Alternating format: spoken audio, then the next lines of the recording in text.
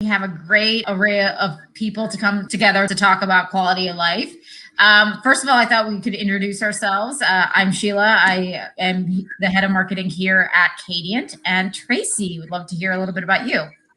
Hi, everyone. I'm Tracy. I am the VP of Mental Health Services at Kadiant, and I'm so happy to be here to talk about such an important topic. Linda, why don't we hear from you? Hi, everybody. I'm Linda LeBlanc. I serve as a consultant for Kadiant and help out with various different research projects and systems. And I'm excited to talk about quality of life as well. And I'm going to recruit former Auburn Tiger Penny. War Eagle. Hi, everybody. I'm Penny Schenkkan. I'm the Director of ABA Programs for Kadiant. And let's go to Janet. Hi, everybody. I'm Janet Lund, and I'm Vice President of Training and Performance Management here at Kadiant. And last but not least, I'll pass it to Paula. Hi, everyone. I am Paula Kenyon, Chief Clinical Officer here at Kadiant. And I've had the pleasure of working with these very smart people for the last several months. And I can't wait to share what we have done and what we think about this super important topic. Awesome. So what is quality of life? Who would like to start? Let's start with Janet. So when you think of quality of life, what does that mean to you? Well, I think, first of all, if we think about our values here at Kadiant, one of the things that we always talk about is helping each other live our absolute best lives. And so when I think about quality of life, it's really when you look at the totality of your life and the impact of the things in your life on how you would rate the quality of your life. And so specifically for us as it relates to this project, one of the things we wanted to look at is while we know families, we all have just made it through a pandemic. So that has obviously impacted a lot of our quality of life. But the families that we have the privilege to serve have lots of things on their plates that impact the quality of their life. So what are the stressors? How would they rate just as we talk about the happiness or quality of the life that they're living? And so one of the things we felt was really important is to look at the family unit that we have the privilege to serve and how our services can help potentially impact that and help families. So that's kind of a quick overview, but I'm sure some of my other friends, Tracy or Linda, could add a lot more from the mental health perspective as well. So Tracy, you want to chime in? Sure. I think I would echo your sentiments, Janet. One of our mission here at Kadiant is to enable people to live their absolute best lives. And we know that the team members who work at Kadiant are fulfilled by being helpers and by helping children and adolescents and families. And we want to be sure that we're becoming the best clinicians we can be and doing everything we can, not just to help the children of the families we're honored to serve, but to help their entire families. And that goes for siblings who will have the longest lasting relationship with the person who has autism in the family, and for the parents, because the chronicity of the stressors that they encounter, from sleep problems to toileting problems to behavior challenges, really it persists through several more years than they do for parents of new, typically developing children. So we want to be a part of helping them to be able to live their absolute best lives, to be able to work if they choose to do so, to be able to go out to dinner at a restaurant. It's surprising how many of our families aren't able to enjoy some of those things that are so meaningful to us and enrich our lives, to be able to gather with family and friends in places. It's just a terribly important part of our mission at Kadiant. We are inspired by great ideals. We want to do so much at this company, and we're so fortunate to be led by Paula and to have the benefit of working with Linda, who has published some papers on compassionate care that's important for our field. And I'm so excited to see what the next 10 or 20 years brings to us. And Linda, do you have anything else to offer? Yes, I totally agree with what they each said. And I would also say this: quality of life is something that you can only assess for yourself. No one else gets to tell you what your quality of life is.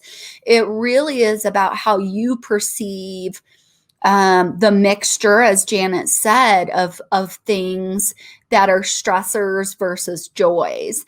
And so it's that ultimate, this is how I experience my life and how close it is to what I find meaningful. And this idea really became, the notion that we need to look at quality of life really came from two fields, healthcare, and also really more adult disability services. And so in healthcare, there are many treatments that a person might pursue that might prolong the duration of their life, but that really cannot be taken into consideration, or you can't make decisions about that without a consideration of what the life experience will be like for the person experiencing the treatment and perhaps living after that treatment. And so that really came to be part of an important outcome in healthcare. It's not just that you live, it's that you live with an important and meaningful quality of life. And with respect to adult disability services, it really comes from the fact that none of us should be deciding how some other person should live and what's good enough in their life and what we should strive for. Just like we can choose to take Saturday naps and eat too many donuts, so might they need to be able to make that choice to have a life that is of value and quality to them rather than some other decider. So more and more, that concept of your own perceived quality of life, or in this case, maybe perhaps the perceptions of the family, has become an important outcome. That's what you want to strive for, not just a treatment effect or a benefit.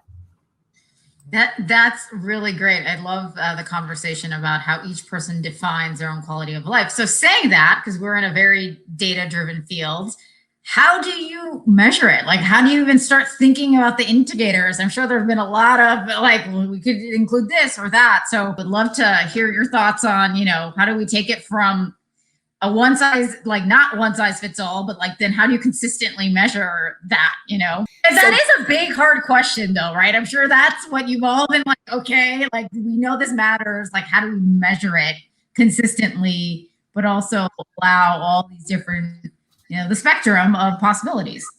And Linda, we can then link to all the things that we can then correlate with the types of treatments that we're doing and the types of measurements that we already have at Kadiant, right? It's it's a large project. Yes.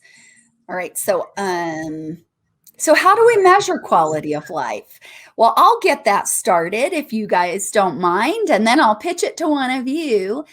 There actually have been developed some measures of quality of life. Early on, those measures really were used, as I said, in healthcare and in adult disability services, but they are now actually measures that are specific both for the individual with an autism spectrum disorder and the family of that individual.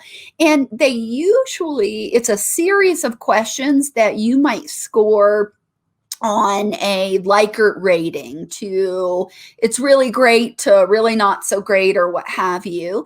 And those questions kind of get at what you're able to do in your life that is enjoyable, that is stressful, where things, I always talk about it as when life is hard, life gets small. You tend to withdraw away from situations that feel uncomfortable or too effortful. So a lot of these questions really get at the degree to which families can really robustly live their lives in their community, accessing their communities of support and the everyday meaningful experiences of their culture and their family life. So we are at a great place where we do have some standardized measures, one of which we've actually selected after looking at the literature that we think it's going to be important to start using at Kadiant. So Tracy, can I throw it over to you? You really helped us find some of these measures of stress and quality of life. Sure. And I think I saw Janet pulling up some of those measures. So she's probably got some specific examples of questions for us. But yeah, I think to echo what Linda has said, we're trying to look at caregiver strain. So we know that parent stress moderates the effectiveness of an ABA program. And as I said before, one of the things we want to do is give people the dignity of choice. So if it's important to you or you find going out to a restaurant to be enjoyable, we as part of your treatment team want to take that goal and make that something that's accessible for you, to give you the freedom to choose to go to a restaurant on a Thursday night with your child who is diagnosed with autism. We want you to be able to gather at family barbecues, that kind of thing. But we don't, as Linda said earlier, we don't know what those specific items of joy are for any one person. So we want to ensure that what we're doing at Kadiant is reducing the strain on a family, because participating in an ABA program in and of itself can lead to a great deal of strain and pressure. When Linda talked about families and for many people, their worlds get smaller. I know that's certainly true for me when I'm under great strain. Imagine having people coming in and out of your house if you have a home-based ABA program. You've got people really intruding on your personal space and using your toilet paper and driving your electric bills up. And there are strains associated with dropping your child off at a center-based ABA program. And we really want to, at Kadiant, measure how families are doing, how they're responding to the treatment packages we've developed for them, how they're responding to the stress of having an ABA program. For parents of children who are diagnosed with cancer, there are some programs that help them cope with the stress of managing a long-term illness. And we want to ensure that we are accurately looking at what might be causing parents and families strain and developing programs that are helpful to them as they navigate this treatment option for their child, because it is a long-term treatment option. And I don't know, Janet, if you might have something else to say on that. I was just going to add, we ended up looking at a lot of measures and saying what's out there in the literature. And we ended up, Penny even did a great crosswalk of what sort of measures were out there and which ones kind of crossed over each other, because certainly what we didn't want was our questionnaire to adversely impact the quality of life for our caregivers by us asking these questions. That was certainly not what we wanted. And so we were trying to decide, which of these measures could we use? And we ended up deciding on 2 of them. And we actually even talked to Paula, and Penny reached out to some of the researchers that developed some of these tools, and they've been incredibly collaborative. And that's what's so amazing about this field. It turns out people who care about the quality of life of other people are really kind of nice, amazing people. But the 2 that we decided to sit on were the Caregiver Strain Questionnaire and the Quality of Life in Autism. And we decided that because we just felt they were answering 2 different questions. Like, one of them really talked about how their child's, like if the parent is answering or the caregiver is answering, how the child's behavior is impacting them. And then another one was really the parent saying, how do I evaluate my own life? Like, am I happy with my finances? Am I happy with, like, it's a broad range of things, because like Linda said earlier, only that person gets to measure it, and lots of things can impact what we think about as a good quality of life or a bad quality of life. So I think one thing that it's nice too, Janet, is that we intend to do this using repeated measures. So it's not that we're going to take like a screenshot of how are you, what is your quality of life at this point, but we want to follow families, and we want to then, Kaizen, which is another one of our values, meaning improve our own practices to see how impactful can our practices be in improving the quality of lives of the families that we serve. Some of the questions that these assessments go into are like the finances, but also like what kind of community do you have, and do you have support of community, and whatever that means for you. It's not like this is what community should be defined as. It's totally independent and dependent on that individual. For some people, it might be religious ceremonies and communities, and for others, it's non-religious ceremonies and it's totally social. For others, it's the only community they want is their family members. So there's questions surrounding community, the finances, social activities by themselves, as well as with the family, how they feel they're able to allocate their own personal time and resources across other children in the home or other family members, and then the quality of the relationship if there's a second or third parent or caregiver involved in the raising the child. So the indicators vary, but if you think about what makes your own life full, that's kind of what we're getting at, of the financial, the food, the housing, the fun and social and leisure activities, and doing things by yourself and doing things with others. So where are you all in the process of the quality of life project? What have you done? Where are you going? Like, what's next? Like, what is your vision of like the end state, I guess? And I mean, not even end state, because it will keep on going, but I'm curious on what the journey has been and where you are right now. I think this is a multiple person answer. So I'll start, because I can talk about what we've done just from a tactical perspective, as far as we obviously did the research on what measures do we want. We talked about that a little bit. We decided on the measures. Then it became the question of how do we decide how often to ask our caregivers to answer this? Where are they going to answer it? How do we respect their data? Because they're answering very personal questions. How do we make sure we're protecting the privacy of that information? So, we're not putting out a social media post. This is something that we honor and respect and care about. It's part of their medical record or their children's medical record. So we have partnered with our amazing IT team, and what we have decided to do is combine these into one form that we can send out that still maintains HIPAA privacy, and the caregivers can fill that out. And then that comes back into our own SharePoint where we can protect that information. And so that's where we are right now. That form's built. And so we're ready to go. The data are able to be housed in our SharePoint. We then have a second phase of, once we get that, how do we put that in a place where as clinicians, we can look at it, and then as a larger organization, we can start asking some research questions. And so obviously we have some goals of taking those data that are just in sort of tabular form responses and making a Power BI system with it. And so that's going to take a longer period of time, but we've done lots of mock-ups. Turns out the women that I get to work with here are incredibly intelligent and really smart. And so we've really sort of thought about how do we want that data to look? How much data do we need to give to our clinicians and to look at as an organization?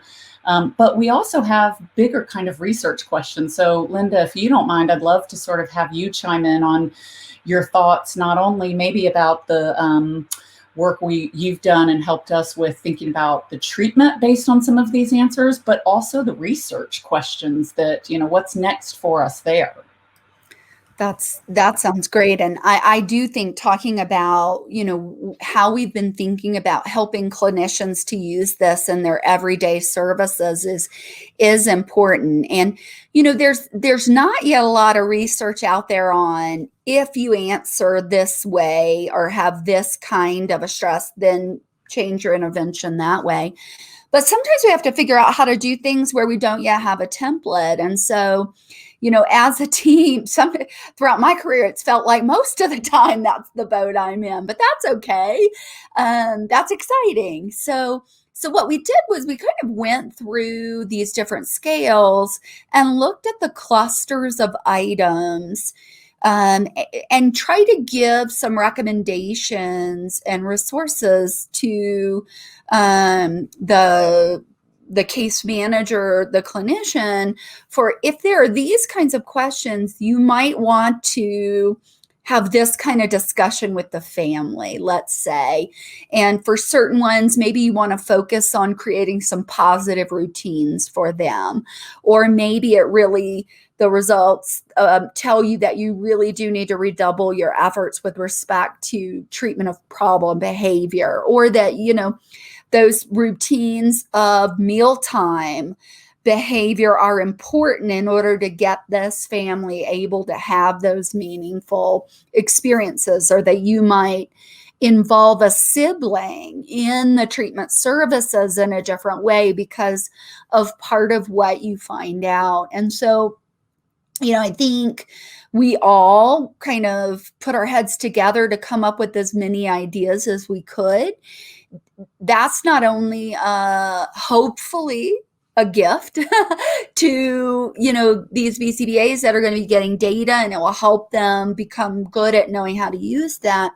But eventually we may actually be able to see whether some of these kinds of interventions that people might do actually produces a decrease in some of that stress or an increase in quality of life. And so that may take quite a while to look at particular interventions, but for sure, at the basic level, the research question is, are our ABA services improving the quality of life of our clients? And so this is potentially one of the most important outcome measures we could come up with. We might teach many skills. Those skills might be valuable. We might address problem behavior, but that may or may not actually improve the quality of life of our clients. It may do so drastically. So that kind of a intake and periodic assessment of quality of life is going to let us evaluate the effects of services with respect to this important outcome.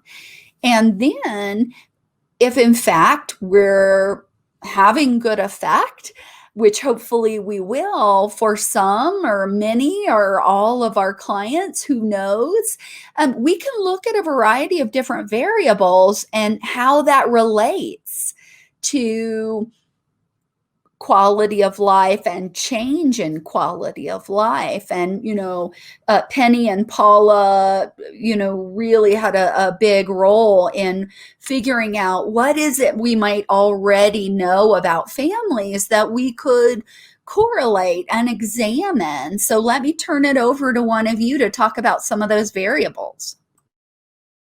Penny, I can start and I'll pass it on to you. But I would say that, Kadiant is a young agency. We existed only for 2 years now in April. And I think in those 2 years, we have been very thoughtful about being evidence-based. So all the treatments that we implement are based on the literature. And we have been measuring not only the quality of our programs through an internal program quality indicator score, that it's repeated at least once every 3 months. We have individual data for every single client.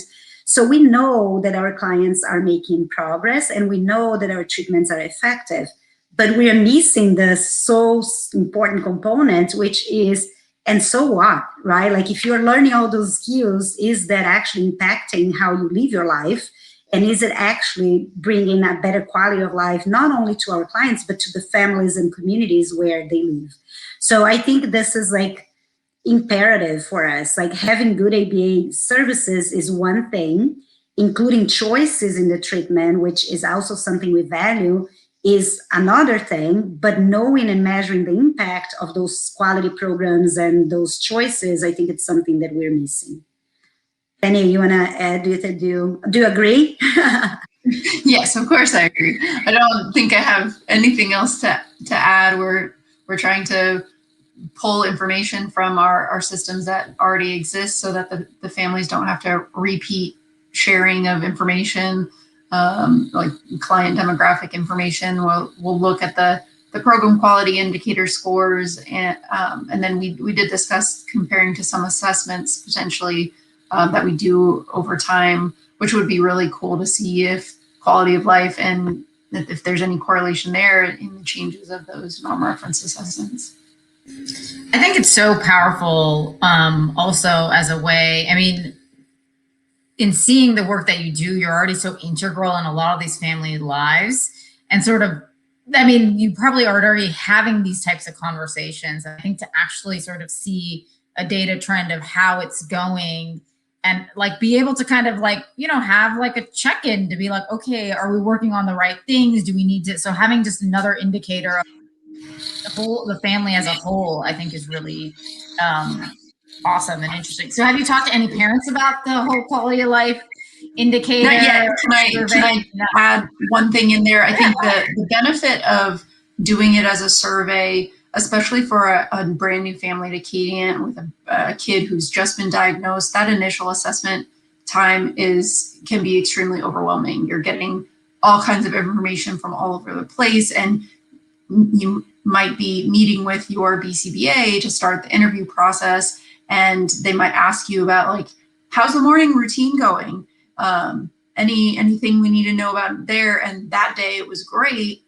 And so you just kind of, yeah, no problem there, but dinner was challenging or something the night before, or something like that. So doing it as a survey can give that family a moment to sit and think about the question and potentially reflect back on a certain period of time, and not necessarily answer more honestly, but take a moment before answering to really think about kind of over a longer period of time, or not just immediately prior to a question, or feeling frustrated in the moment of, not frustrated, but kind of flustered of all this stuff is happening and I have to answer this question and what's the right answer, and feeling like there might be a right answer. So being able to do it as a survey where they can do it on their own time, I think will help our clinicians get at some of those concerns that maybe the family doesn't think about during an interview, or the clinician doesn't think about during an interview, and take that moment to really consider their response before answering. Well said, Penny. And I think to answer your question, Sheila, we have yet to launch it. So the parents are not yet aware that this is coming, but this is a gift that we've been wrapping very carefully. Yeah. And it's we can't wait to go live. I think, Beck, Linda, do you want to maybe talk a little bit about the next steps? Yeah. And, you know, one of the reasons why we selected these tools was that there are some normative data that exist out there for other families of children with autism. So developed specifically for that purpose. And, you know, we can not only look at what's this family's score now and in 1 year, but what's this family's score in comparison to the experiences of other families of children with autism? And, you know, are they really off the charts with respect to that stress, strain, etc.? Another thing that I think is going to be really useful, if I think about what's the vision for how this is going to be useful, it not only will be useful to the families at Kadiant, but there's the opportunity to really contribute back to the literature. And that is, you know, we may learn some things like aspects of family constellation that are associated with either more or less stress. The great thing about research is you have these ideas and thoughts and questions, but you could be absolutely wrong, absolutely right, or you know, everything in the middle.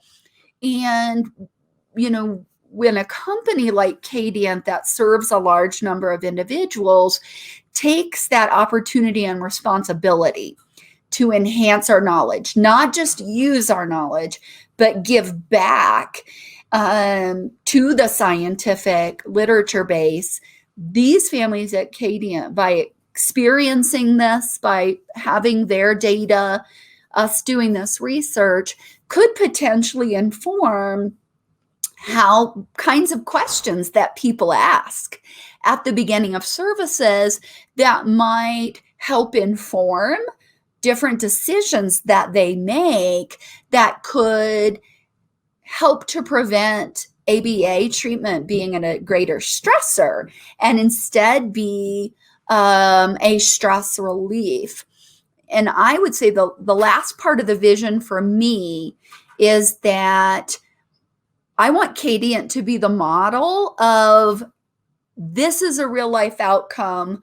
This is how we need to measure ourselves and our services in the big picture, and perhaps influence other providers to adopt that same approach. If we can show them that it's doable, here's a roadmap, and that you can potentially capture some great benefits.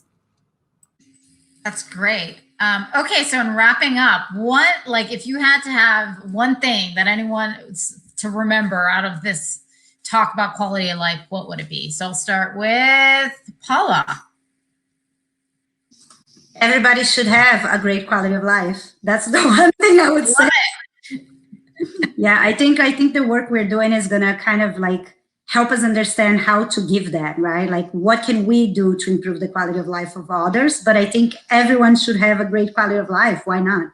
Yeah, no, it's a great measure that I think, in everyone's world, we should be sort of checking in to sort of see if our quality of life is great. So I think that's And I'll just build on that so you don't have to call on us, Sheila. I would say the idea, Tracy mentioned it at the very beginning. Linda and some of her colleagues wrote a beautiful article about compassionate care, and that it's the responsibility. I mean, it's our human responsibility to sort of look at the work we do and be compassionate. And there are real benefits to that, to us as clinicians, but to, more importantly, our clients and the families and the people around our clients. And so I think for me, this gives the opportunity for us as clinicians and as humans to kind of step back and say, quality of life does matter, like Paula says. And so anything we can do that sort of helps us as behavior analysts to be more well-rounded. I mean, we love our data, and data are amazing, but it's a privilege to do the work we do. And so to do that in a way that we can actually make large impacts. There's a quote, and I wish I could remember who it was, but it says, "A rising tide lifts all the boats." And so if we are rising, that in and of itself helps to rise others around us. So just the idea that this work might help us do that as individuals, as behavior analysts, as an organization, and help other people is super exciting to me. And I would just add, my takeaway point is, don't assume, assess instead. We can't determine what a family's quality of life is. Only they can, and we'll never know what that is if we don't take the time to assess this. So that's, and we can't be the judge of that. I think everyone's making excellent points. I keep saying this, but I echo all of those points. For me, we know the why of why we're here and the work we're doing every day. I think it's Simon Sinek says, know your why. And the beauty of our science and our field is that we can learn how to do our why better. So if we can contribute and help in ways that are more beneficial for the clients we serve and the families we serve, then I know there are team members who serve families because they want to help and make a difference in people's lives. I know they will feel better and more helpful and contribute to people's lives. There's no greater calling in my mind. And if we are the reason one family experiences a better quality of life, then all of this time and energy and investment in Kadiant's mission will have been worth it. It's as simple as that for me. And I'll add that the takeaway is that quality of life is individualized and it's not static. It is ever changing. It depends on what's going on around you in your local community, the larger community in which you belong, and the nation. And it's something that we all need to be considering. Being in a pandemic and stuck at home has definitely changed that for a lot of people and what they value and what is important and what they need. And it's something that we need to continue to look at for the people we serve so that they're able to achieve their absolute best lives, both for the clients we work with directly and their family members.